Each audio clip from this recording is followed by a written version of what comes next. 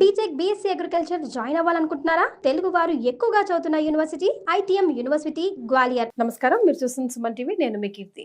గుప్త నవరాత్రులు, వారాహి నవరాత్రులు జూన్ 26 తారీఖు నుంచి జూలై 4 తారీఖు వరకు కదా. సో ఇందులో భాగంగా 3వ రోజు అమ్మవారి అవతారం గురించి మనకు తెలియజేయడానికి ప్రముఖ ఆస్ట్రాలజర్ బ్రహ్మశ్రీ నందిబట్ల శ్రీహరి శర్మ గురువు గారు ఉన్నారు.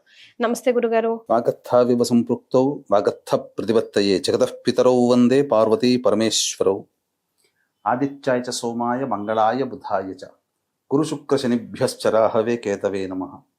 శృంగేరి జగద్గురు పీఠాధిపతులకి, కంచి పీఠాధిపతులకి నమస్కారములు తెలియజేసుకుంటూ కార్యక్రమాన్ని ప్రారంభిద్దాం. గురుగారు, ఇక అమ్మవారి 3వ అవతారం గురించి, విశిష్టత గురించి తెలియజేస్తారా? అమ్మవారు వారాహి అమ్మవారికి సంబంధించి నిన్నటి 2వ రోజున బృహత్ వారాహి అమ్మవారి రూపంలో కొలుచుకున్నాం. 3వ రోజు అమ్మవారిని స్వప్న వారాహి రూపంలో కొలుచుకోవాలి. ఈ అమ్మవారు చాలా విశిష్టమైనటువంటి దేవత, రాత్రి దేవత అని అంటారు. సాధారణంగా వారాహి అమ్మవారిని గుప్త నవరాత్రుల్లో వారాహి అమ్మవారిని సూర్యాస్తమయం నుంచి సూర్యోదయం లోపల మాత్రమే చేసుకోవాలి. కానీ ఈ అమ్మవారిని విశేషంగా రాత్రి దేవత ఎందుకన్నారు ఈ స్వప్న వారాహి అమ్మవారు అంటే, స్వప్నంలో మనకు దర్శనమిచ్చి మనం అడిగిన ప్రశ్నకి సమాధానం చెబుతుంది. కర్ణమాతంగి, అలాగే కర్ణ పిశాచి, ప్రశ్న గణపతి ఉన్నట్టుగానే స్వప్న వారాహి ప్రశ్నాంజనేయ స్వామి, ఆంజనేయుడు కల్లోకి వచ్చి సమాధానం చెప్తాడు. అలాగే స్వప్న వారాహి ఈ అమ్మవారిని ఉపాసన చేసినటువంటి ఉపాసకులు ఏంటంటే, వాళ్ళ దగ్గరకు వచ్చినటువంటి సంబంధించిన ప్రశ్న అడిగినటువంటి వాళ్ళకి రాత్రిపూట కొంత నియమ ప్రకారం జపం చేసి ఈ ప్రశ్నకి సమాధానం ఏంటని చెప్పి నిద్రపోతే కలలో ఈ అమ్మవారు కనిపించి ఆ ప్రశ్నకి సమాధానము, పరిహారము అన్నీ తెలియజేస్తుంది. నిజంగా అమ్మ స్వప్నవారాహి మంత్రదేవత యొక్క విశిష్టతే ఇది. తర్వాత ఈ అమ్మవారు లక్ష్మీ అమ్మవారి అంటే వారాహి అమ్మవారి అంటే లక్ష్మీ అమ్మవారే కదా. వారాహి అమ్మవారి యొక్క ప్రసిద్ధమైనటువంటి అవతారం ఈ స్వప్న వారాహి అమ్మవారు. తర్వాత విష్ణువు వరాహ రూపాన్ని ఎత్తితే లక్ష్మి స్త్రీ వరాహ రూపంలో ఈ వరాహ రూపంలోనే ఉంటుంది. అంతేకాకుండా ఈ అమ్మవారు చీకటి మేఘాలతో కప్పబడి ఉంటుంది అని చెప్పబడింది. అంటే మేఘం అంటేనే చీకటిగా ఉంటుంది, కప్పబడిన ప్రకాశవంతంగా కనిపిస్తుందంటే అత్యంత తేజోవంతమైనటువంటి రూపమట ఈ అమ్మవారు. మిరుమిట్లు గొరిపే వస్త్రాలంకరణతో ఉంటుంది. మొత్తం శరీరం నిండా దివ్యమైనటువంటి కాంతిని వెదజల్లే ఆభరణాలని ధరిస్తూ ఉంటుందట ఈ అమ్మవారు. ఈ అమ్మవారు 3 కళ్ళతో ఉంటుంది. 3 కళ్ళతో ఉండే ఇంకొక అమ్మవారు కూడా ఉన్నారు. అది కూడా మనం ఈ వచ్చే అమ్మవారి రూపంలో తెలుసుకుంటాం. పైగా ఏ వారాహి అమ్మవారికి అవతార రూపానికి కూడా లేనటువంటి స్పెషాలిటీ ఏమిటంటే, అమ్మవారి కిరీటంలో నెలవంక ఉంటుంది. ఇప్పుడు చాలా మంది తెలియక వారాహి అమ్మవారికి సంబంధించినటువంటి ఫోటోలు కానీ విగ్రహాలు కానీ తీసుకుంటారు కదమ్మా. చాలా మంది నెలవంక ఉన్నటువంటి అమ్మవారిని తీసుకుంటారు. అదంటే స్వప్న వారాహిని పూజిస్తున్నారు. కాంతివంతంగా కొంత ఫోటోలలో కూడా మెరుస్తూ ఉన్నట్టుగా ఉంటుంది అమ్మవారి రూపం. వెనకాల ఒక చక్కటి మెరుపులతో ఉన్నటువంటి రూపం కనబడుతుంది. అది స్వప్నవారాహి అమ్మవారే. కిరీటము ధరించి ఉన్న, ఆభరణాలన్నీ ధరించి ఉండి మెరుస్తూ ఉన్నట్టుగా రూపం కాంతివంతమైనటువంటి దేహంతో కనబడుతున్నటువంటి చిత్రపటము ఆ స్వప్నవారాహి అమ్మవారి రూపం అని చెప్పవచ్చు. ఇంకా ఈ అమ్మవారి యొక్క విశిష్టత ఏమిటంటే, వరాహు స్వామి భూమిని తన దంతంతో నిలబెడతాడు కదా, ఇలా నిలబెడతాడు కదా దంతం మీద. ఈ అమ్మవారి యొక్క దంతం మీద కూడా భూమి నిలబడి ఉంటుందట. అంటే ఈ భూమండలాన్ని స్త్రీ వరాహస్వామి ఏ విధంగానైతే భూమిని మోసాడో అదే విధంగా ఈ స్వప్నవారాహి అమ్మవారు భూమిని మోస్తుందట, దంతం మీద నిలబెడుతుందట.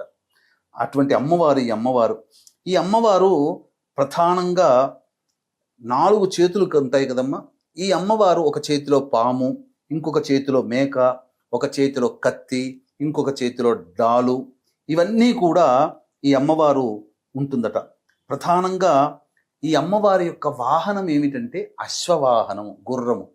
కాబట్టి 3వ రోజు స్వప్నవారాహి రూపంలో అమ్మవారిని కొలిచేటప్పుడు గుర్రం మీద ఉన్నటువంటి అమ్మవారు ప్రకాశవంతమైనటువంటి వస్త్రాలంకరణ చేసి దివ్యమైన ఆభరణాలు ధరించి మెడల్లో చక్కగా ధరించి ఉండి, ఒక చేతిలో పాము, ఒక చేతిలో మేక, ఒక చేతిలో కత్తి, ఒక చేతిలో డాలు, అలాగే ఈ కిరీటంలో నెలవంక కలిగినటువంటి రూపాన్ని మనస్ఫూర్తిగా భావన చేస్తూ ఆ 3వ రోజు స్వప్నవారాహి అమ్మవారి అవతార స్వరూపముగా ఎవరైతే పూజ చేస్తారో ఈ అమ్మవారి పూజ వలన ప్రధానంగా సకల ఐశ్వర్యములు కలిగి శత్రువుల కోపం తగ్గిస్తుందట. ఓకే. ఇప్పుడు ప్రశాంత్ ఎంతటి వాడైనా ఒక శత్రువు మన మీద అటాక్ చేయాలని అనుకున్న వచ్చిన వాడు కూడా మనల్ని చూడగానే ఆ అమ్మవారి యొక్క అనుగ్రహం మన మీద ఉండడం చేత శత్రువు కూడా వచ్చి కోపాన్ని తగ్గించుకొని మనతో స్నేహంగా మెలిగి వెళ్ళిపోతాడు. ఇలాంటి రూపంలో ఈ అమ్మవారిని 3వ రోజు స్వప్నవారాహి అమ్మవారి రూపంలో కొలవాలమ్మ. అంతేకాకుండా వీక్షించేటువంటి ప్రేక్షకుల్లో చాలామంది ఈ యొక్క ప్రతిరోజు కూడా అమ్మవారిని విశేషంగా పూజ చేసుకుంటారు. ఎంత పూజ చేసినా ఈ సంబంధించినటువంటి హోమము జరిగితేనే, పూర్ణాహుతి జరిగితేనే ఆ పూజకి సంపూర్ణమైనటువంటి ఫలితం. కాబట్టి అటువంటి సంపూర్ణంగా ఆ హోమ పూర్ణాహుతి కూడా కావాలనుకునే వాళ్ళు, ఇప్పుడు అవకాశం లేకపోయిందే, మాకు సమయం కలిసి రావట్లేదు, పూజ చేసుకోలేకపోతున్నాము, ఏంటి మళ్ళీ ఇంకొక విధానం ఏంటి, ఏ విధంగానైతే అమ్మవారి అనుగ్రహం కలుగుతుందని ఆరాటపడేటువంటి వాళ్ళకందరికీ కూడా చక్కటి తరుణోపాయం జూలై 5వ తారీఖు దశమి స్వాతి నక్షత్రం కలిసినటువంటి పుణ్యతిథి రోజున మధ్యాహ్నం 3 గంటలకి మన పీఠం ఆధ్వర్యంలో ఈ 9 వారాహి అమ్మవార్లకి సంబంధించినటువంటి 9 హోమాలు శశాస్త్రీయంగా జరిపించడం జరుగుతుంది. మధ్యాహ్నం 12 గంటల లోపల ఆ రోజు మీరు గోతనామాలు నమోదు చేసుకోవచ్చు. ఈ కార్యక్రమంలో పాల్గొన్నటువంటి వాళ్ళకి శక్తిపాతము చేయబడినటువంటి శంకరంగలి మాలని ఇవ్వడం జరుగుతుంది. రైట్. మరి ఎలాంటి నైవేద్యం సమర్పించాలి గురుగారు 3వ రోజున? ఈ అమ్మవారికి బెల్లముతో చేసినటువంటి పాయసాన్నము మరియు కొబ్బరితో చేసినటువంటి అన్నము, కొబ్బరి అన్నం అంటారు కదా, అది అమ్మవారికి నైవేద్యంగా పెట్టాలి. ఇంకొక విశేషం కూడా ఉందమ్మా. ప్రత్యేకమైన విశేషం ఏంటంటే ఈ వారాహి నవరాత్రులు ప్రారంభమయ్యేది ఆరుద్ర నక్షత్రం. 10వ తేదీ అనగా శుక్రవారం నాడు అమ్మవారి ఉద్వాసన చెయ్యకూడదు కాబట్టి శనివారం నాడు దశమి తిథి రోజున ఉద్వాసన చెయ్యాలి. కానీ ఆ శనివారం దశమి తిథి రోజున ఉన్నది కూడా స్వాతి నక్షత్రం. అంటే ప్రారంభించే రోజు సమాప్తమయ్యే రోజు రెండూ కూడా రాహు నక్షత్రాలే.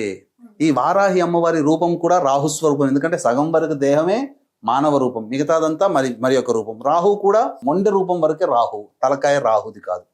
కాబట్టి ఈ రాహు నక్షత్రంలో ప్రారంభమై రాహు నక్షత్రంలో నవరాత్రులు సమాప్తమవుతున్నాయి. కాబట్టి ఎవరైనా ఈ వారాహి అమ్మవారిని చేసుకుంటే ఖచ్చితంగా ఈ సంవత్సరం అంటే 2025 చెడు కాలం చూస్తున్నాం. ప్రపంచమంతా హాహాకారాలు చేస్తున్నాయి, యుద్ధాలు, వాతావరణం, ఆస్తి నష్టం, జన నష్టం జరుగుతుంది, ప్రకృతి విపత్తులు వస్తున్నాయి.